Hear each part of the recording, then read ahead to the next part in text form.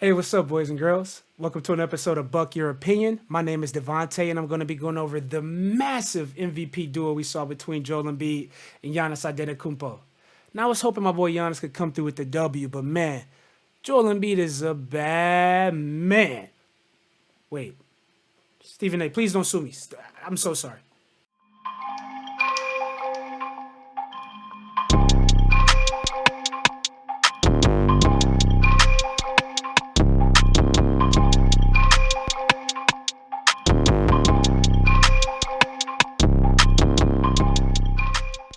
All right, let's get our vegetables out the way with some quick stats. Coming through for the Bucks, Giannis Antetokounmpo, leading scorers with 32 points, 11 rebounds, 9 assists, and almost near triple-double. He was 2 for 4 on threes and shot about 12 for 23 overall. The bad thing is Giannis had a -9 in the plus-minus category, which lets you know that while he was on the court, the Bucks weren't necessarily winning those minutes. More on that later. Drew came through, 24 points, 5 rebounds, 3 assists. Portis Middleton had 19 on some pretty iffy shooting numbers. Bobby Portis was no better. While he did have 17 points and 7 rebounds, he too had a pretty cold shooting night. It was nice to see Jordan Rohr come off the bench and finally get a starting opportunity. He shot the ball pretty well. He came through with 18 points, and it was much needed in the game where the Bucks found themselves being stagnant in multiple points of the game. On the 76ers side, we saw Joel Embiid pour in a massive, and I mean massive because it looked super easy, 42 points, 14 rebounds, and 5 assists. He was 11 from 14 on free throws while shooting 14 from 21 overall. Embiid made it look super easy, and as someone who doesn't watch a lot of 76ers fans, I was pretty much in awe with his performance tonight. He received some help from his teammates. Maxey came in with 19 points, and he pretty much came in that second quarter and gave the 76ers a huge lift. Tobias Harris poured in a 19-point performance, along with 8 rebounds and 4 assists. Tobias was pretty consistent in that first half and pretty much did not let the 76ers get behind the Bucks at all. He pretty much kept them afloat, and by the time Maxey poured in on second half, Tobias was already well within double digits, so he just coasted the rest of the game. And then the thorn in my side, Georgie Niang, I don't know if I'm saying his name right. 76ers fans, let me know in the comment section. But he poured in 18 points, and it says he shot 5 for 10 on 3. I don't remember him missing a 3. I swear to God, every time he shot, it was splash waterfalls. That man killed me, and I'm pretty sure made a lot of Bucks fans miserable tonight. All right, let's just get out the way. I love Giannis, but Joel Embiid, man, that dude is a monster. I was watching this performance, and I was pretty much comfortable with most of the shots that he was settling for. The Bucks did a good job of keeping him out the paint. He settled for a lot of step back, fade away, off balance jump shots. Didn't matter because he made most of them. It was quite a performance for someone who, right after obviously the big Nets 76ers trade, Joel Embiid pretty much has to pull most of the weight with James Harden still kind of being MIA with whatever the heck he has going on.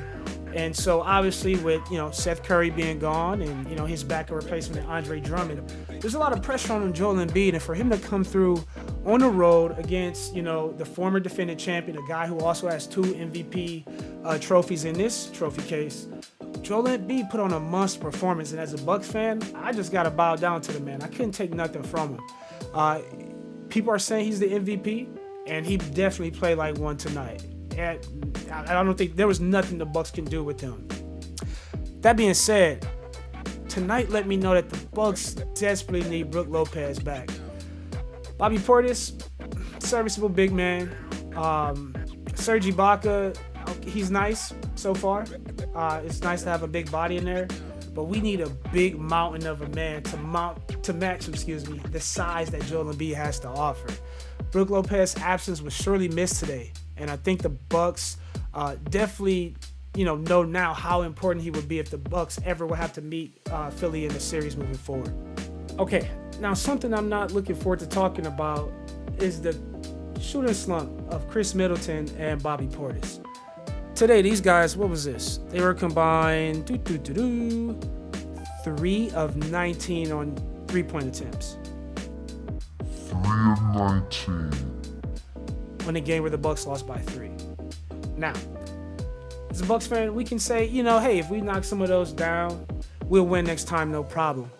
But to me, it was more or less a sign of we got to make sure that if that 3 ball isn't knocking, we got to find other ways to score. And while it was nice, for Chris to keep shooting and Bobby to keep shooting, we want our shooters to shoot. Obviously, we don't want them to get deterred just because a couple shots aren't going in. In a game of this magnitude and the refs were calling a lot of ticky-tack fouls, Bobby Portis is somebody who likes to bang down low. Come on, Bobby. If your shot's not going, put your rear end down there and, get something the easy way. Get to the foul line. Get a couple putbacks. Some easy points to get you going so the next time you take that shot, you might have a little bit more rhythm going. And Chris, I love Chris. I'm not one of those guys that's going to throw any slander on Chris. But it just shows that when he's not making his shot, it does make it a lot harder for this Bucks team to be the team that they were last year. As you can see, Chris is definitely capable of being, one of the top scorers in this league. It just kind of seems that it's hit or miss. And more times it doesn't really coincide with a Giannis big game. But what makes this a little bit more nauseating is when you compare it to the shooting of 2 of the 76ers players and Korkmaz and Yang. Those guys shot 8 for 14, a combined 8 for 14 on threes. They were crucial. And Niang, again, they're saying he shot 5 for 10. I'm pretty sure the stat sheet guy was drunk because I don't remember Niang missing. And if you show me a video or picture of him missing, I'm not going to believe it. He made everything and it was so nauseating. But I'm going to give respect where it's due, man. If he does that in the playoffs, the 76ers are going to be scary. And I don't want to look forward to that because we don't want to send any energy worried about role players like that when you have to worry about James Harden and Embiid in the future. So, again, I was happy when Philly let go of Seth. But if they can still find ways to keep that 3-point shot going, Philly's going to be a monster. Quick thing about Serge Ibaka. Serge played about 23 minutes today, but he only had 5 points. The problem is, from what I was seeing, Serge actually shot, 1 for 5 on 3. Not that great. Not something that we actually never used to from that stretch 4 or 5 that's usually playing with Giannis. And there was a couple times where Serge got the ball, and you kind of see that his misses was in his head. He had an open shot, and you could kind of see him pump fake and pass it away. The crowd kind of got a little antsy with it, but I think it just comes with, more repetition and just having more time with the team.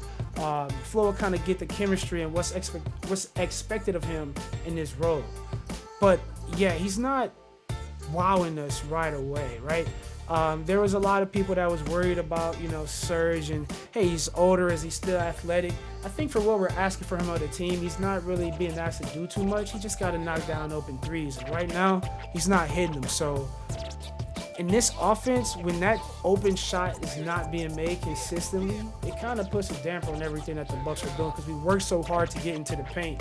Serge has to find his stroke soon to make this trade of Dante DiVincenzo, kind of have the long-lasting impact that the Bucks were having. Because, again, you saw what was happening when Joel Embiid was kicking out to his shooters. They were knocking it down.